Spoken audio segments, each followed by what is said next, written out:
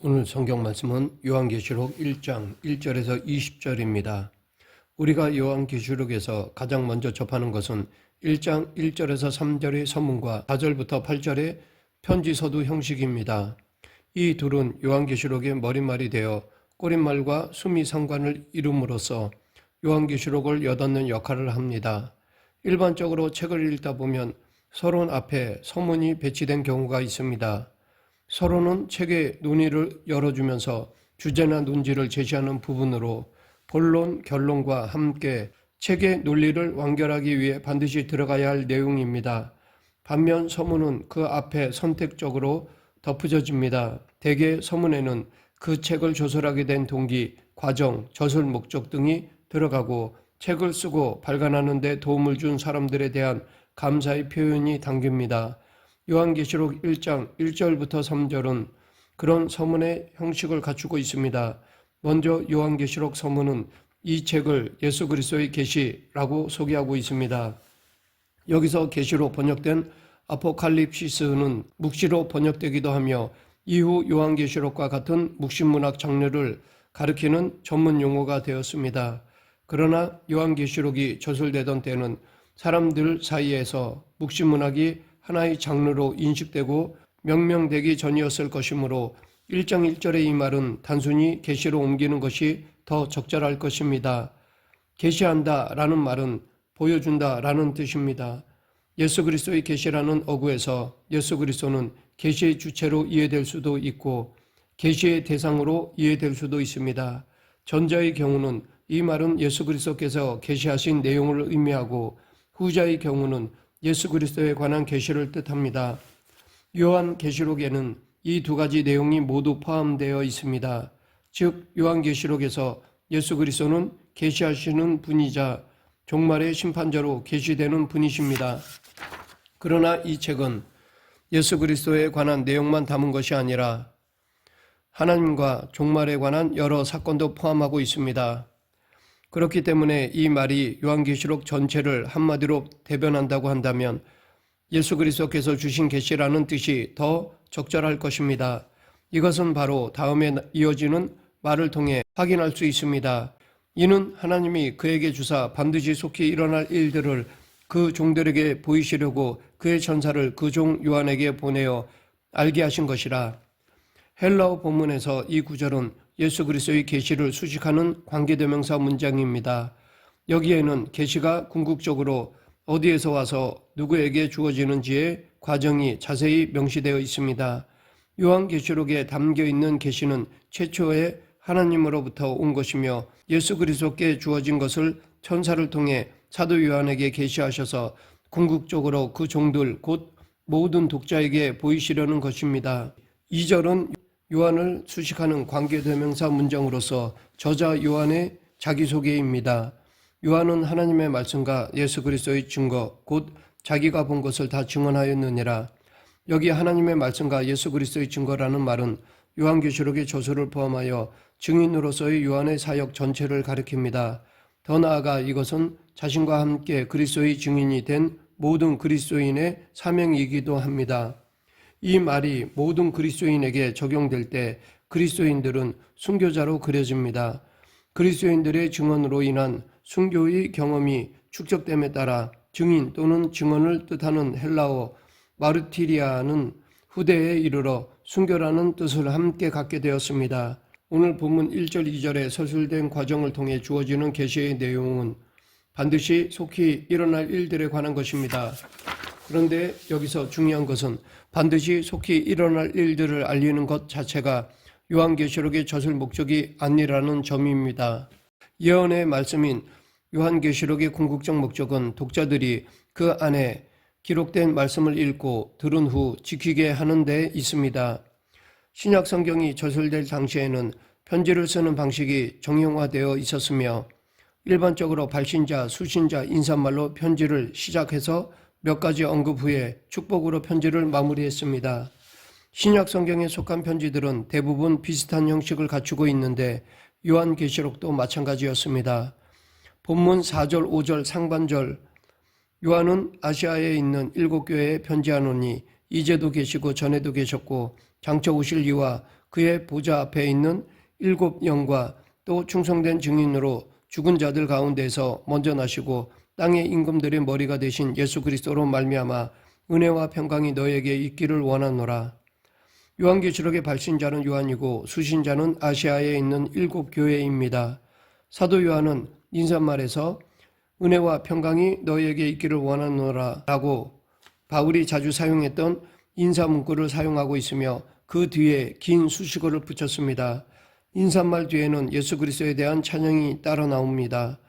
5절 하반절부터 6절 우리를 구원하사 그의 피로 우리 죄에서 우리를 해방하시고 그의 아버지 하나님을 위하여 우리를 나라와 제사장으로 삼으신 그에게 영광과 능력이 세세토록 있기를 원하노라. 이 찬양은 우리를 죄에서 해방하시는 분으로 예수님을 소개하고 있습니다. 여기서 죄란 우리가 지은 죄 외에도 우리를 지배하는 세력으로서의 죄를 가리킵니다. 요한계시록에 나타난 하나님의 종말 심판의 궁극적인 목적은 우리를 죄의 세력 곧 사탄의 지배로부터 해방하시는 것입니다.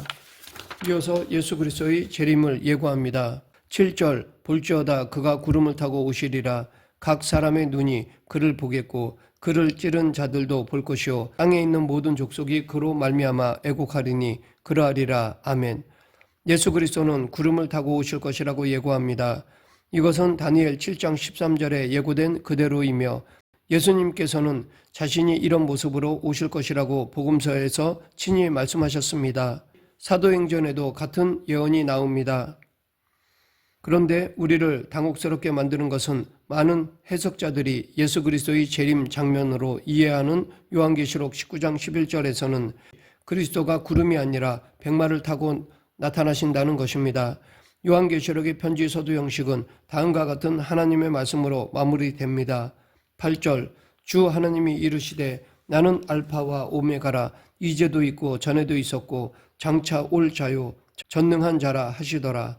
하나님은 알파와 오메가 곧 처음과 끝이 되시는 분이십니다. 이것은 창조자이자 종말의 심판자 되시는 하나님을 잘 나타내는 표현입니다. 그 하나님은 이제도 있고 전에도 있었고 장차 올 자이십니다. 4절의 인사말에도 등장하던 이 표현은 4장 8절에서는 어린 양이신 예수 그리스도에게도 적용됩니다. 요한계시록의 이야기는 1장 9절에서 본격적으로 시작됩니다. 저자 요한은 반모섬에서 주님의 날, 즉 어느 주일에 성령에 감동되어 자신의 등 뒤에서 들리는 나팔소리 같은 큰 음성을 들었습니다.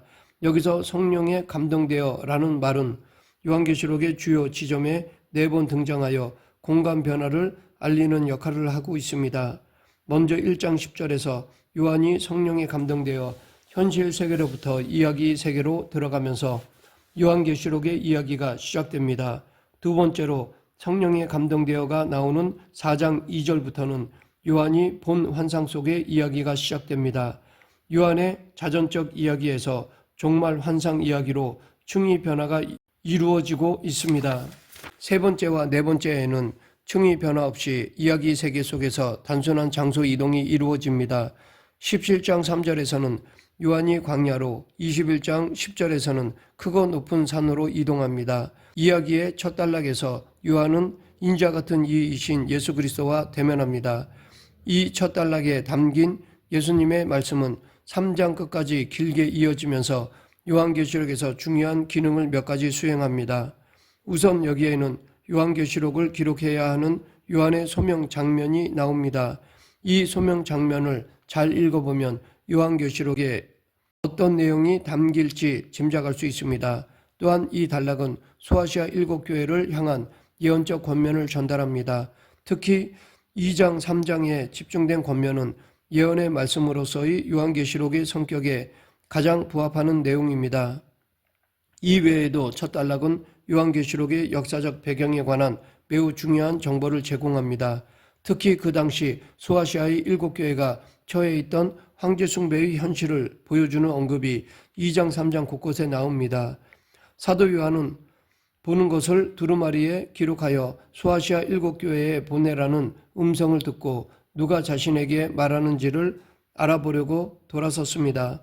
목소리의 주인공은 인자 같은 이 곧 예수 그리스도였습니다. 그리고 이어지는 내용의 대부분은 인자 같은 이의 말씀을 상세하고 길게 기록하고 있습니다.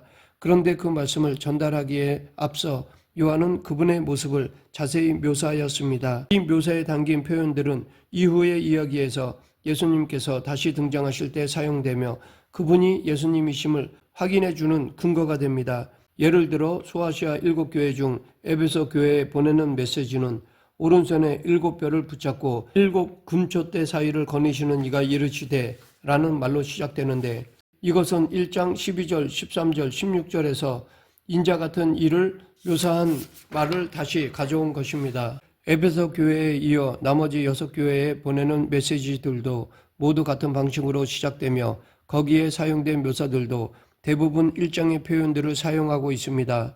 첫 장면은 먼저 인자 같은 이가 요한에게 요한계시록을 저술할 책임을 맡기시는 소명의 말씀을 담고 있습니다. 11절 이르되 내가 보는 것을 두루마리에 서서 에베소, 서머나, 버거모, 두아디라, 사데, 빌라델비아, 라오디게아 등 7교회에 보내라 하시기로 19절 그러므로 내가 본 것과 지금 있는 일과 장차될 일을 기록하라. 11절에 보면 요한의 사명은 두 가지인데 하나는 그가 보는 것을 기록하는 것이고 다른 하나는 그것을 소아시아 7교회에 보내는 것이었습니다.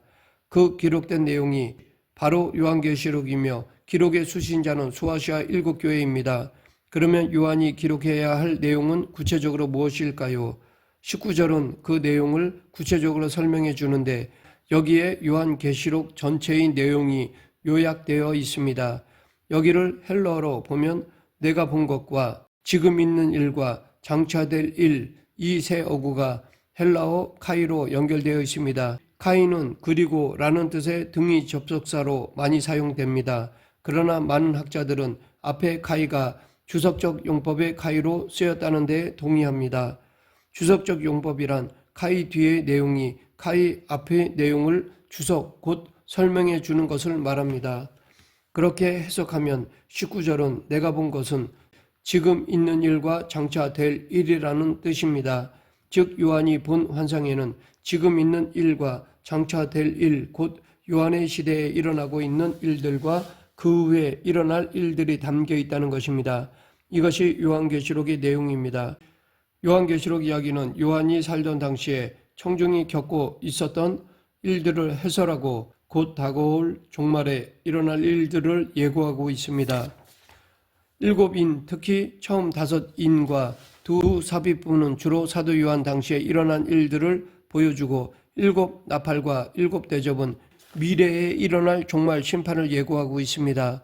가까운 과거의 일도 포함되어 있지만 이것은 교회의 현실을 설명하기 위한 것으로서 지금 있는 일에 포함될 수 있습니다. 요한계시록이 이처럼 지금 있는 일과 장차될 일을 보여주는 목적은 성도들의 현재의 삶을 변화시키기 위함입니다. 말씀을 맺겠습니다. 오늘은 요한계시록 1장을 통해 사도 요한의 사명에 대해 알아보았습니다. 이 요한계시록은 1차적으로 당시 초대교회 성도들을 위로 격려하기 위한 서신이면서 지금 우리들에게 믿음을 지켜야 할 이유를 말해주는 책이기도 합니다.